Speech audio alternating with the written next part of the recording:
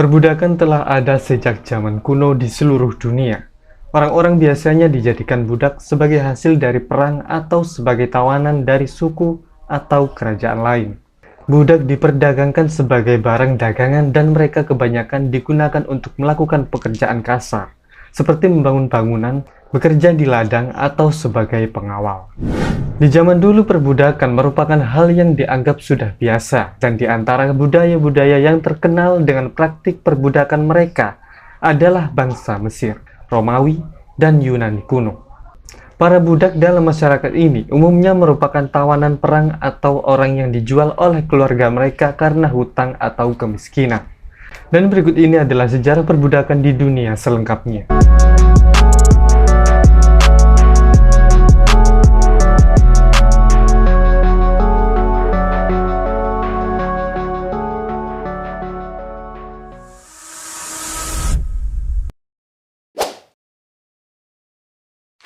Mesir kuno dikenal sebagai salah satu peradaban tertua di dunia, yang mencakup periode sekitar 3100 sebelum Masehi hingga 30 sebelum Masehi. Selama periode ini, perbudakan adalah bagian yang tidak terpisahkan dari masyarakat Mesir kuno, dan banyak pekerjaan yang dianggap rendah dilakukan oleh para budak. Budak di Mesir kuno bisa didapat melalui beberapa cara, seperti dari hadiah, imbalan dari pekerjaan, hasil perang, atau pelunasan hutang. Budak dalam masyarakat Mesir kuno bisa menjadi seperti properti dan pemilik bisa memutuskan nasib budaknya, seperti menjual atau memberikan kebebasan. Meskipun budak di Mesir kuno terkadang dianggap sebagai bagian yang tidak penting dalam sejarah, namun perannya sangat besar dalam memperkuat sistem ekonomi Mesir kuno karena merekalah yang melakukan pekerjaan-pekerjaan penting seperti pembangunan piramida, irigasi, dan pengerjaan tanah pertanian. Selain itu, budak juga digunakan sebagai hiburan di istana dan digunakan dalam upacara-upacara keagamaan. Namun, budak di Mesir kuno memiliki hak-hak tertentu. Mereka diizinkan memiliki barang dan uang, bahkan dapat mengajukan keluhan dan meminta perlindungan kepada penguasa. Dan mereka juga bisa menjadi orang yang terhormat jika berhasil mencapai prestasi di bidang tertentu. Perbudakan di Romawi kuno dimulai sekitar abad ke-8 sebelum Masehi dan berlangsung selama hampir 1000 tahun hingga abad ke-5 Masehi. Tahun 753 sebelum Masehi, Romawi kuno didirikan. Pada awalnya, perbudakan di Romawi kuno tidak begitu lazim dan terbatas pada orang yang ditangkap dalam perang atau hutang. Namun, seiring berkembangnya kekaisaran, praktik perbudakan menjadi semakin umum. Fungsi perbudakan di Romawi kuno cukup beragam, mulai dari pekerja pertanian hingga menjadi pengawal pribadi untuk para bangsawan dan keluarga kekaisaran. Para budak juga digunakan sebagai tenaga kerja di tambang, pabrik tekstil, dan sebagai petugas daerah. Pada puncaknya, diperkirakan sekitar sepertiga penduduk di Romawi kuno adalah seorang budak. Budak dijual dan dibeli di pasar budak, dan kadang-kadang dijadikan hadiah atau imbalan atas jasa seseorang. Namun, dalam kondisi tertentu, budak juga dapat membeli kebebasan mereka sendiri. Meskipun Romawi kuno terkenal dengan perbudakan, banyak juga gerakan sosial dan politik yang menentangnya. Para filsuf seperti Seneca dan Epictetus mengecam perbudakan dan menyebutnya sebagai praktik yang tidak manusiawi. Pada abad ketiga Masehi, Kaisar Konstantin melarang pembelian dan penjualan budak atas dasar agama Kristen.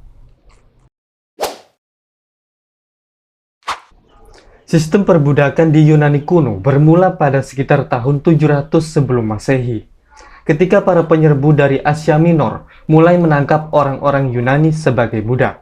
Seiring berjalannya waktu, perbudakan menjadi semakin umum dan budak-budak menjadi bagian yang tidak terpisahkan dari kehidupan sehari-hari di Yunani kuno.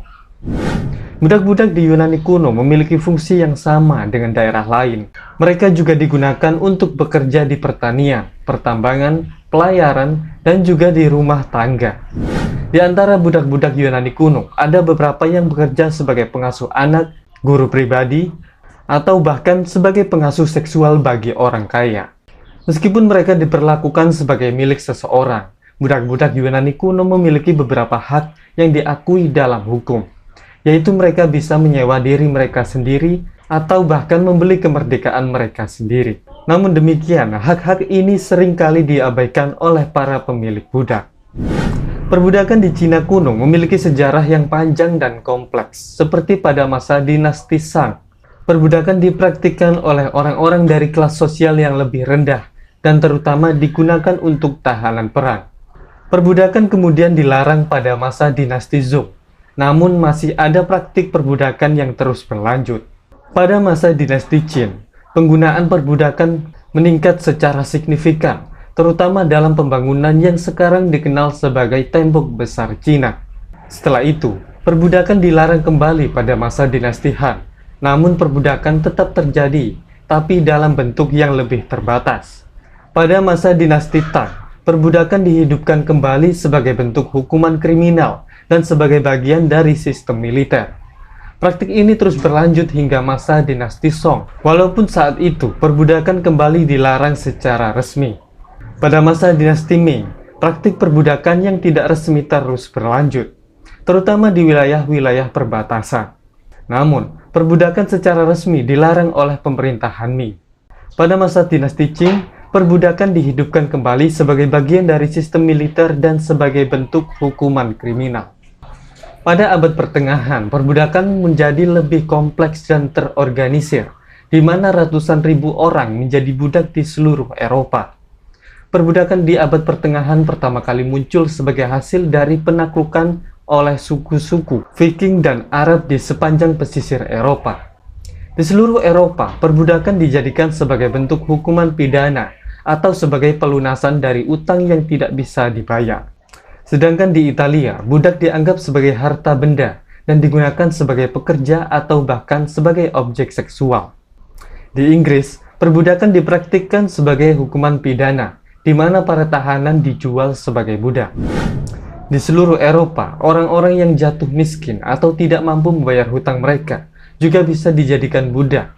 Praktik perbudakan ini terus berlanjut hingga abad ke-15, di mana budak menjadi komoditas yang sangat bernilai. Para pedagang budak membeli budak dari seluruh dunia dan menjualnya ke Eropa. Seperti yang disebutkan di atas, budak biasanya dijadikan pekerja di pertanian, tambang, atau pabrik, atau bisa juga digunakan sebagai pelayan bahkan pelacur. Namun, perlahan-lahan praktik perbudakan mulai dikritik oleh beberapa kalangan, dan pada akhirnya dihapuskan di sebagian besar Eropa pada abad ke-15 dan ke-16. Meski begitu, perbudakan tetap dipraktikkan di beberapa negara seperti Portugal dan Spanyol yang mengambil budak dari Afrika untuk bekerja di Amerika Selatan.